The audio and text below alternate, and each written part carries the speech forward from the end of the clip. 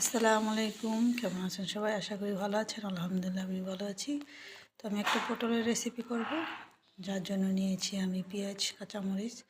পটলটাকে লবণ মাখিয়ে রেখে দিয়েছিলাম কাঁচা দিয়ে ধুয়ে। এখন আমি পটলটাকে ফ্রাই করে নেব। তো লবণের পানিটা আমি ফেলে দিইনি, এটা আমি পরে ব্যবহার করব। তো পটলটাকে ভেজে নিচ্ছি। পটলটা ভেজে নিয়ে উঠিয়ে নিলাম। এখন আমি পেঁয়াজটাকে ফ্রাই করে নেব। পেস্ট একটু লাল লাল করে ভেজে নিয়ে তারপর আমি দুটো ডিম নিয়েছি, দুটো ডিম দিয়ে দেবো। তো আমার পেস্টটা ভাজা শেষ, এখন আমি দুটো ডিম ভেজে দিয়ে দিয়েছি। তো এখন আমি লবণের পানিটা ইউজ করব। লবণের পানিটা ইউজ করে আসলে এভাবে পটল ভাজি করে খেলে খুব ভালো লাগে। এভাবে আপনি কাঁকরোল সেমভাবে কাঁকরোলটাকে ভাজি করতে পারেন। তো আমি একটু ধনিয়া পাতা দিয়ে দিলাম পটলটা। এবার নেড়ে চেড়ে আমি লবণটা